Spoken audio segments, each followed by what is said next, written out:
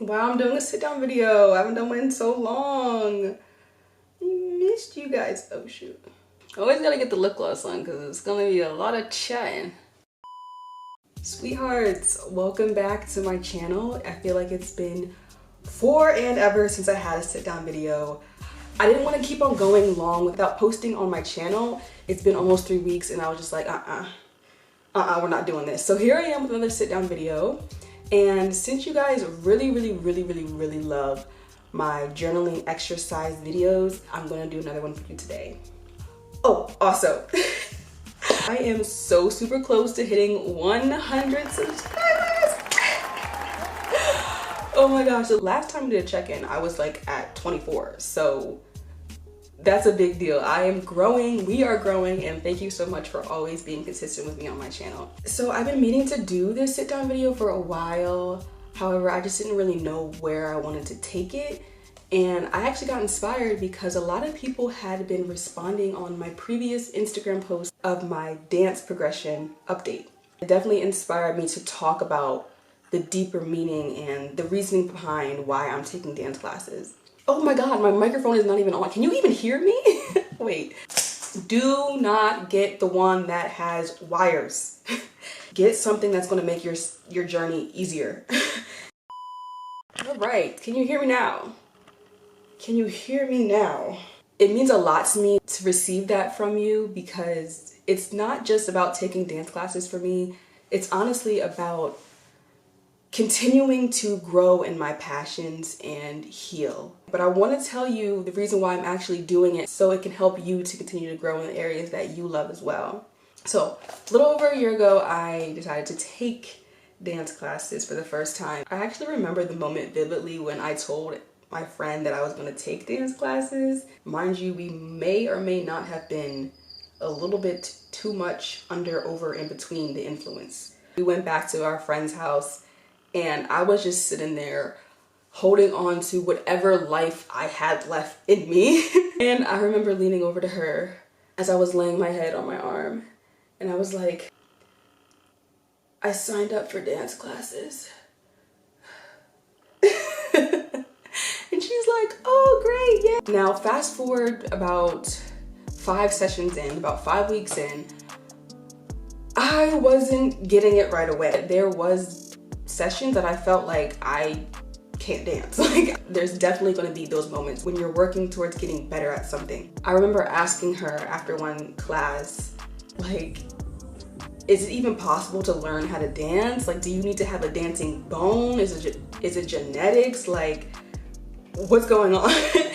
And I remember her telling me, yeah, of course you can learn how to dance. It just takes some time and some practice, but everybody can learn how to dance. There's nothing out there really that you can't learn how to do. You can literally just sit down one day like I did and allow yourself the time and the patience to create something beautiful. And from then on out, it's just a matter of if you decide to continue to nourish and grow this newly acquired skill. But now I'm noticing that I'm becoming more confident.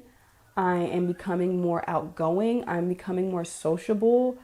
I am becoming better. I'm becoming a better version of myself. And honestly, I attribute that to just being able to allow myself to be bad at something first and trying along the way to reach the moment where you can finally say, okay, I'm enjoying this now and I'm going to stick with myself longer to see how far I can go. So all in all, this just leads me back into my own personal motto, and what I dedicate my whole entire life to is finding a way to follow your passions and putting them at the forefront of your lifestyle. For some of us, we may not know what our passions are. Under all of the noise of society and social media and doing the things that we are expected to do, I think sometimes we fall short on ourselves when knowing what it actually is that we want to do. So this video is going to be about identifying your passions and your purpose. In the time that I was off camera, I have done a lot of reading. I'm currently still reading this book on Taoism called The Tao of Meditation, Way to Enlightenment, Meditation of Self-Inquiry. must be examined and then rejected in search of a clearer answer as one continues to ask the question, what is my inner self? Oh, and it's also on page 111. Okay, I've been getting this angel number so much. That's crazy. The alignments. Okay, so get out your journals. We're gonna get into this. And at the top, you can just write, who am I? Period. Now, after every prompt, I don't want you just to end it there. I want you to keep on going deeper. Ask yourself why and see what comes up. The first question I have is, ask your parents/grandparents about who you were as a child. So before this video, I just asked my grandmother this exact question, and here's what I got. Ask your parents/grandparents about who you were as a child. Can you tell me about how little Aigner was? Headstrong. Oh, headstrong. You liked having your own way. Honestly, when I asked her this question, I kind of felt like she was going to give me answers that were very different from how I see myself now. It's really funny how sometimes things don't change. And actually, I love that because it means that I'm staying true to myself. I'm staying true to the original version of me, my default setting, if you will. Now that you have the answers from your elders, try to see if you can find any similarities between your past self and the person you are now. So the second question is, if money wasn't an issue, how would I spend my time? If money wasn't an issue, I would be doing what I'm doing right now. Yoga, sports, working out, any type of athletics, I would be doing something like that.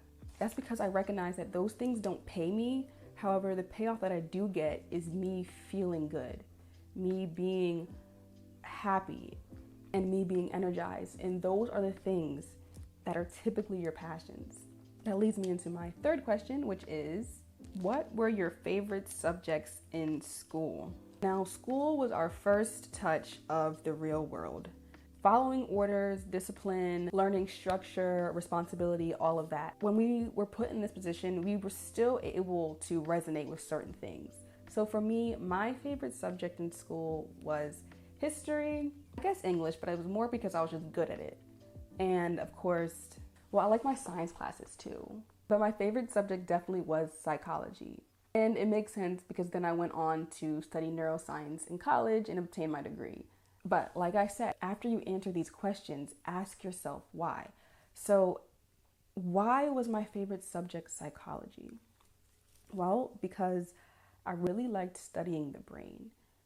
Why did I like to study the brain? Well, I like studying the brain because I felt like the information was limitless. I felt like even though we already know so much, we will never know it all. When I found out that I can learn about something that will never run out of information to learn about, that's when I decided that I was passionate about psychology. Okay, question number 4. Number 4 is, what extracurriculars did you voluntarily do? Now, I framed this question like this because, like I said, in school, we didn't really have much choice. However, you can tell what you actually wanted to do by what you voluntarily participated in outside of school hours. So for me, I was always into athletics. There was a time when I was on the track team and the soccer team. It was a little bit chaotic, I'm not gonna lie to you, because after track, I would have to literally run over to soccer, or like I would have to split the practice times in half. I also did band, I also did choir. I was in the Black Student Union in my high school and in my college. I was in musicals. Or maybe you really weren't into the extracurriculars and you went straight home. If that's the case for you too, you can still start to uncover your passions, because if you really think about it, what you did immediately after you came home from school is basically giving yourself permission to do something that you enjoy after hours of being told what to do. So immediately after you got home from school, if you didn't do extracurriculars, what did you do and why? Geez, I have a lot of questions. Okay, 5. Who am I when I am alone? So for me, when I'm in the shower or when I'm in the bathroom, I am either singing or dancing. I sometimes get wrapped up in the bathroom. I think I spend at least like 35% of my time in the bathroom. Now here I underlined getting dressed because this is actually very important. The way we dress and how we choose to present ourselves to the world is an exercise of our free will that we can carry out through the rest of our life. The way we dress definitely is our own individuality. This translates back to your passions because your clothes and your outward expressions are genuinely an indicator of who you are, i.e., what you're passionate about. So for me, I love retro clothes. I love thrifting. I love looking like I came from a different era. I love looking spunky. I love looking colorful.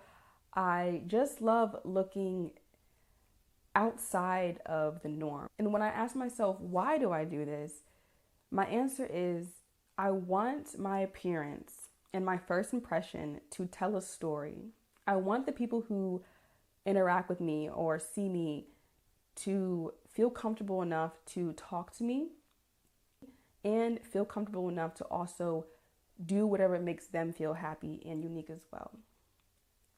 So with my clothes, I create an aura around me of nonconformity, comfortability, free expression, free spirit, and just being unique. Okay, I promise this is the last question. If you don't take away anything, if nothing else resonates with you, please try to sit on this one question. If you could tell your younger self one thing to push them in the direction of your ideal future self, what would that be? Now, this is going to involve some visualization, which is great too. You're going to have to visualize what your ideal representation of your future self would be. So, what are your dreams? What are your goals? Who are you when you feel like you've accomplished and entered into your best self? And here's what I would tell my little child, and it might be a little bit philosophical, but hey, that's why you're here. I would tell my little child, my little me, little Aigner, you do not have to be good at anything to be good at anything. You just have to try. This is honestly my favorite question. I feel like I dropped the mic on this one because whatever you had came up with that you would tell your younger self is the advice that is going to lead your younger self to your passions. I always come back to the inner child because it helps us to be very tender with ourselves because we allow a space of grace and freedom when we talk to children. So that's why I always kind of swing my videos into a space of reflecting upon your inner child. Part 2, and I swear I'm done. I swear. If my younger self has this information, what would you want her to do? This right here, I know the first question was great, but this question right here is going to tell you exactly what your passions are. I would hope with this information that she would try to roller skate, that she would try to model, that she would try to be an artist, that she would try to go vegan, that she would just try new things. Because I know if she has the attitude of trying things, not to be great, but to improve, she will unlock her passions. So now you have all your answers right in front of you, but it does not stop there. Find the commonalities within your answers and break them down to one singular or, a short sentence. So I know mine. If I could break it down to you in one simple word, I myself am extremely passionate about growth. Growth requires moving forward, but it also has this wonderful aspect of reflection. Being able to sit with yourself and actually look back and seeing how far you've come makes me feel like I can do anything. So when I break down my answers from the journaling prompts, I realize that I am passionate about growth. So if you came up with, I am passionate about my legacy, I am passionate about justice, or I am passionate about healing, I am passionate about self-expression. Having a root word, you'll be able to use it as a guide to feed other areas in your life. Thanks again for joining me on this journey. Of course, don't forget to like, subscribe. If you feel like at the end of this video you still don't know what your passions are, one of my favorite quotes by Will Smith, if you don't know something, then read a book, because the answers to everything are usually written down. So if you don't know what your passions are, start with reading a book, because you may find yourself somewhere between the words. So that is it, sweethearts. I am so happy that I've gotten this opportunity to sit down with you once again. Also, stay tuned for more cinematic quality videos that are coming up very soon. I absolutely have fallen in love with being a creator and being trying to be more artistic in my videos. So that video is coming up soon. Laugh, smile, be merry, lead with your passions, and as always, follow the smile inside your heart. I will see all of you next week. Bye.